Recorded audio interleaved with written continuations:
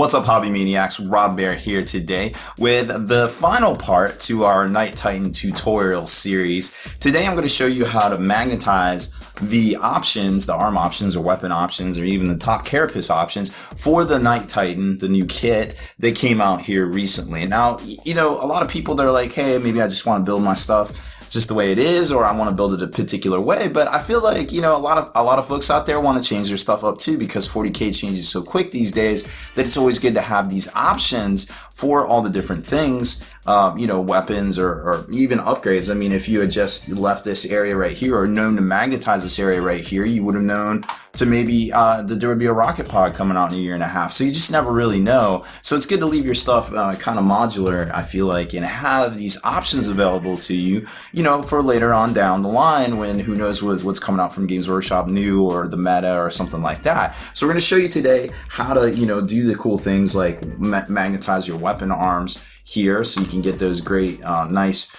tight fits on your weapons and also be able to swap them out. But last episode, we showed you basically how to magnetize, or basically how to assemble rather, all of your stuff, your actual knight, and then even do it in a modular way. So if you didn't want to glue on your armor plates or, you know, and do some airbrushing, you could do that too, or you could assemble everything all together. This guy's ready for airbrushing because the armor itself here, all the metals, and then the plating is going to be a different color. And then over here we've got we're going to show you a neat trick with using tubing, right, like that, instead of magnets, because sometimes it's a good idea to, you don't really have that interface to do magnets, and then when you can kill two birds with one stone with some telescoping tubing, that really works out well in addition to using the magnets. So don't be afraid to try different things. Magnets aren't always the best option, I feel like, especially with some of the bigger Titans where I use wooden dowels for things. But before we get into all that, I would like to invite you to stay in the trenches. Please help support our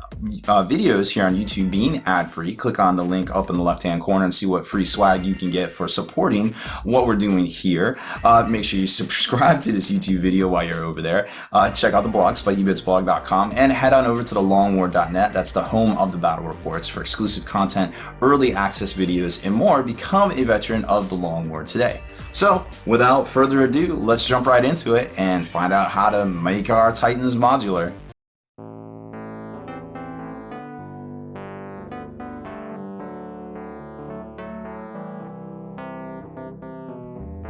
Alright, so we're going to get our magnetization on here in this tutorial. So it's pretty easy. You can kind of see what we're going to do. We're basically going to attach the top of the arm to the weapon mounts, and then it locks into the torso. Super easy. Just have to do a little bit of grunt work to get to that point where you can attach the magnets. So here you can see the one on the left. It needs to be trimmed down to be like the one on the right. So we're going to grab our big fat bone saw and get in there and do some cutting. Now it kind of looks like from this angle that I'm kind of not perpendicular to the actual surface that I want, but it's actually not the truth. It's just a weird kind of way the camera's angled. It's going straight down. So I'm getting some nice simple cuts. The trick with the bone saw is you don't want to really apply a lot of pressure. You just kind of want to gently like grind the teeth back and forth, nice and easy, and that's why it kind of took so long right there. But you can see you know, it got the cut in there, and I'm just making sure it's all lined up. I pull it out, and then there it is. I just was able to snap it off, and now you can see it's got a little bit of a lip around the edge there before you get to basically the wrist area, or I guess the elbow joint. And I'm just going to kind of finish the planing with X-Acto blade because it's super easy to do. And then just kind of get in there and plane it all out, get the little flash from around the edges, get some really high grit sandpaper, something like a 400 or a 500 I think it was, and get in there and just kind of finish it off so it's a nice smooth surface. And also the sandpaper kind of roughs it up a little bit for the glue that we're going to actually use to attach the magnets. Now normally I score the surface first, but in this case I didn't, because I already knew the surface was pretty roughed up. So we're using a 3/16 by 1/16 inch magnet for this operation, just some normal CA glue. Just put a kind of a dollop on there. I don't want it to kind of squirt out too far, but I do want it to squirt out a little bit so it gets that nice bond around the sides of the magnets itself. So now right here the big challenge is your polarization. So we're gonna add some zip kicker to give us some strength, but just a little bit. And notice how it's attached to the elbow joint. on the bottom that's already magnetized, and we're going to keep that same polarization, and we just basically pulled it off and then pushed it back on the same way it was attached to the one on the bottom that was already magnetized. So we keep that magnetization all the way across all the weapons, and just basically simply attach it, add a little pressure, kind of give it some time to wait. The trick is to basically give it enough time. Don't force it. If you can feel the tension to where it's still attached, so it's still attached to the plastic piece, then you're good. And then you can know you can start kind of peeling it away. And I like to twist the stack a little bit just to make sure, just to kind of know that I'm able to peel it off without pulling it out. Now for this, to attaching it to the weapons, some of the weapons needed a support, and we'll get to that in the next segment here. But for this one, it was super easy because there's some little nubs, so I just attached a little bit of glue right in there, and you can kind of see where the glue caught on those nubs on the interior of the multiple blast battle cannon, or rapid fire battle cannon.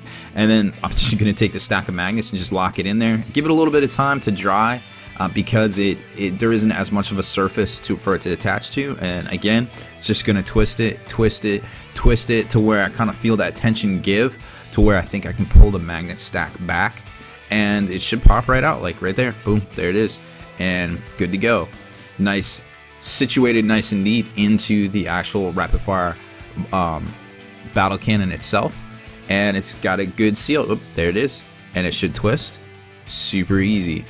So that was a little bit easier of an operation than so I think it was the gauntlet needed a little bit more work. So locks right in. It's got a good tolerance. It doesn't catch on any of the plastic surfaces. If it did, you could sand it down or do a little bit of work. For the gauntlet, like I was saying, you're going to need to take a piece of sprue and jam it down in there to make basically a foundation or a skeleton for the magnet. And there you can kind of see where the magnet had to be attached. There's a little bit of a gap between that one and the actual top of the elbow where you're going to attach it, but it wasn't too bad. It worked out. And there you can see the Reaper chainsword, also super twisty, super easy. Some of these procedures here, you're gonna, when you actually glue the magnet in, there's a little bit of a gap between the top and the bottom. It just kind of depends on the actual interior of the particular weapon. So it's kind of hit or miss. It's nothing that's going to take away from your construction or anything. As you can see here, they all match up, they all twist, they're all super, got lots of space. There's a Thunderstrike gauntlet. You just want to be aware that in that gap there's probably going to be a little bit of paint chippage. So what you might want to do is when you paint it, just use some Rizzo Rust and some Typhus corrosion and get in there where it would naturally be corroded anyways. For the next step, you can kind of see here, it's super easy to attach those magnets on the secondary weapon like the stubber and the melt-a-gun.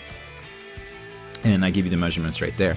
For attaching the weapons like the big multi-cannon here or the rapid fire battle cannon, instead of electing to use magnets, this was kind of what I was talking about with the dowels and the tubing, I used some telescoping tubing, which Gale Force 9 actually sells a pack of it. I'm not sure if it's available anymore, but you just get a bunch of different sizes and you just kind of jam it in to the recess of the weapon itself.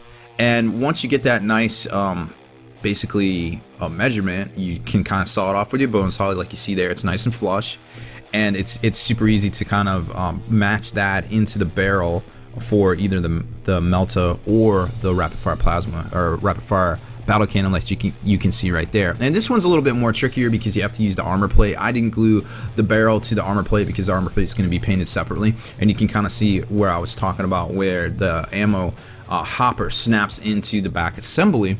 That is basically going to allow it, give it that strength and that rigidity to stay together, and then you're able to switch it out with, boom, there it is, the the Melta blast gun, which is pretty cool. So you use the same tubing, you just got to line it up. It's a little bit of work, but once you do it, it's a lot easier than messing around with magnets.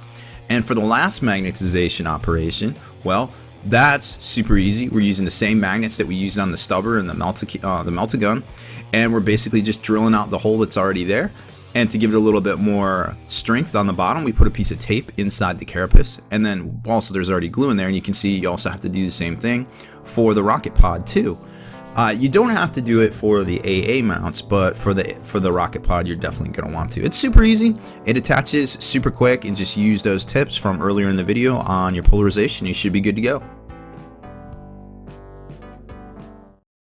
Deleted scenes, bonus content, and all the interviews and post-game wrap-up videos can be located in the Hall of Veterans on thelongwar.net. Visit thelongwar.net today and try a week completely free with no strings attached. That's not all. Thelongwar.net is also your hobby resource for exclusive early access with an ad-free experience to all your favorite videos. Members of the Hall of Veterans gain early exclusive access to multiple hobby videos.